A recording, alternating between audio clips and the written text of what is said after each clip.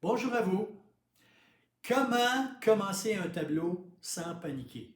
Alors, c'est des questionnements que j'ai eus souvent par mes élèves à mon école d'art, l'Atelier Beauvoir, à travers les 26 ans de l'enseignement.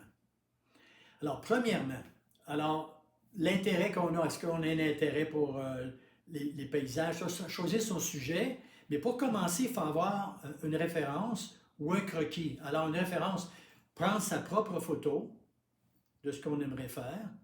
Ça, on doit l'utiliser. Si je prends une référence qui n'est pas une photo à moi, quelqu'un d'autre, je ne peux pas signer mon nom en avant. Je dois signer à l'arrière d'après l'œuvre d'un tel. D'accord? Photographe ou peinture. Je peux faire un croquis. Alors, si je fais un croquis, je suis sur le motif, par exemple à l'extérieur, je fais un croquis. Une suggestion, c'est de faire un croquis le plus vite possible, c'est-à-dire prendre un 5 minutes, pas faire 15-20, pas faire un tableau avec le croquis. C'est suggérer des endroits, la maison, l'arbre, ça va là, la lumière arrivait par là, puis prenez des notes, ça va vous permettre de créer beaucoup plus avec le moins de détails qu'il y aurait dans votre référence, si vous êtes confortable avec ça. Maintenant, il s'agit maintenant de savoir dans quel format vous allez travailler. Allez-vous travailler dans le format horizontal ou vertical? Un format horizontal amène le calme. Il y a plus d'espace horizontal que de vertical.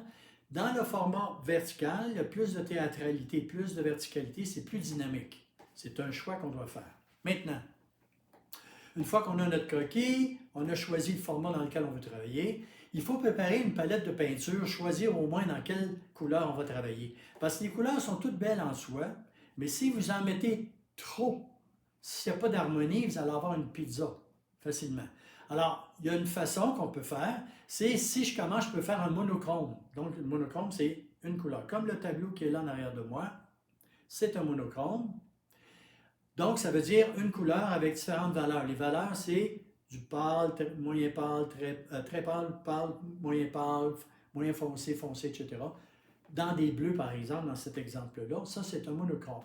Je peux faire aussi, je peux travailler avec la couleur bleue et de prendre les deux couleurs sur chaque côté dans le cercle chromatique, les petits trous qui se vendent dans les magasins d'art. Dans le cercle chromatique, vous avez le bleu-vert sur un côté et le bleu-violet de l'autre côté.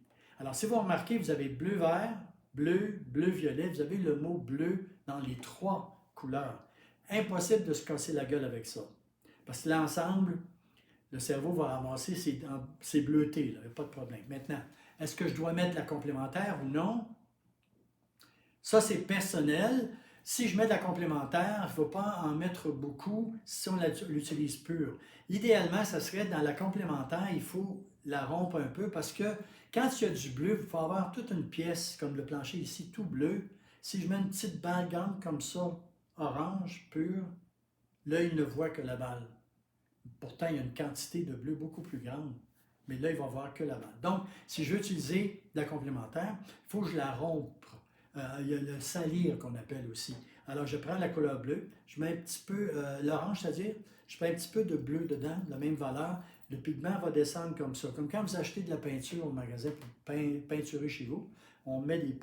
On rajoute des choses pour, sinon, ça va crier, ça va être fauve dans votre maison.